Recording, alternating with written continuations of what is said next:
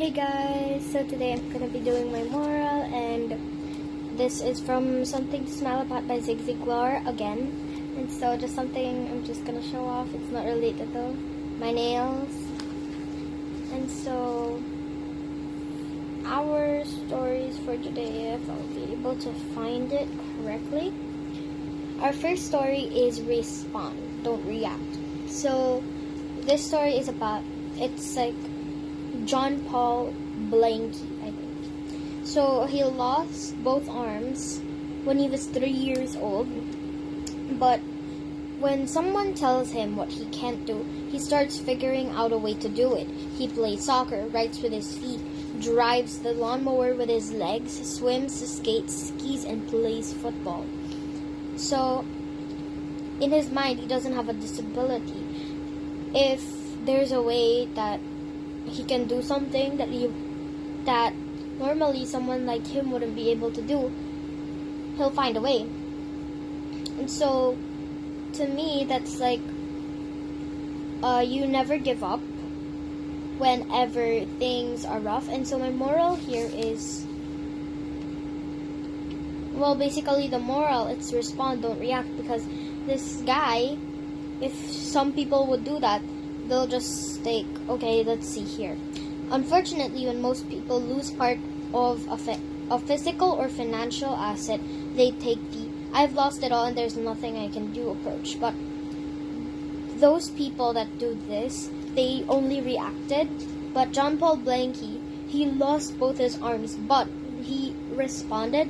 He found out a way to do things that he normally wouldn't be able to do because of his physical disability. And so my personal experience about this is at school. So before I had this exam, it was this year, and so I used up all my paper, and I had nowhere else to write on. And so I was panicking because it was in the middle of the exam, and I didn't want to stand up. And so instead of thinking that, okay, I'm not going to be able to do anything, I won't be able to pass. And so what I did, instead of taking that route, I found out a way. And basically, that way was using my hands as paper. I mean, it's a little messy, but it was really worth it because I was able to get a good grade on it. And so our next story is just the neighbor of Respond, Don't React. So it's called Truth is Stranger and More Exciting Than Fiction. So this is about Gone with the Wind. It's like the truth about it.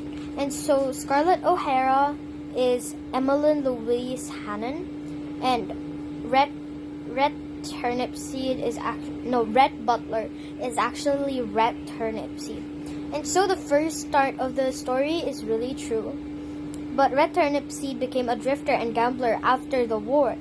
He ended up in Nashville, where his life was turned around on Easter morning in 1871 when he attended a Methodist revival meeting and became a committed Christian. Soon after, well, I'm gonna fast forward the story. So he was concerned about this woman who escaped his flock, and so was working in a prostitution in St. Louis. And so, incredibly enough, the madam was his former love, Emmeline Louise Hannon, or Scarlett. She refused to let Rhett see the woman, so Rhett challenged her to a game of cards. If he won, the young girl would be free. If Scarlett won, she would remain. Rhett won. I mean, it's kind of obvious because he used to be a gambler, so it's kind of obvious that he would win. And so, fortunately, the story ends well for everyone. The young girl married well and became the matriarch of a leading family in the state. Anya? Later, Emmeline's so impressed with the change in Rhett's life, Anya also became a Christian and joined the Methodist Church. Eventually, she opened an orphanage for Cherokee children. She died in 1903. Her grave is marked to this day. Anya? The message is twofold. First, truth really is stranger than fiction. And second, yes, people can change. Going from gambler to preacher, and from madam to operator. Oh, Anya, you're disturbing my hold. Going from a gambler to preacher, and from madam to operator of an orphanage for displaced children. Anya! represents quite a change. So don't give up, you can change. And so what I'm saying here, the moral is, like it said on the last area, you can change. And so that's really what stuck to me, because Red, like this Zig Ziglar uncovered the real story. And so it turns out that they both had gone into some bad jobs. They've gone into some bad addictions, both of those people. But they were able to get out of that kind of position by following God. And so, yeah, that's how I explain it, even though it's not really a lot. And so my personal experience is about me, of course.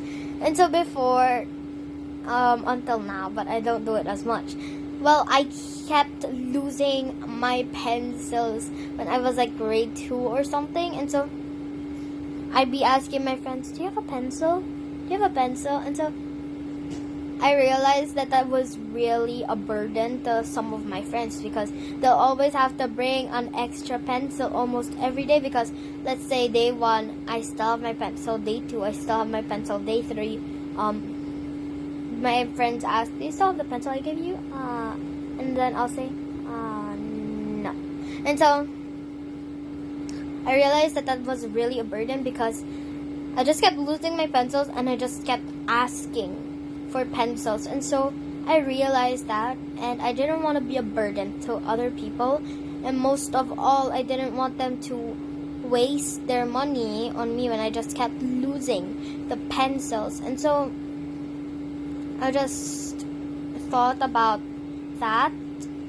And so, yeah, I tried to stop losing my pens, and right now, I still lose my pens frequently, like at home. I do that a lot, but at school, I'm way more careful at losing my pen, so I don't do it as much.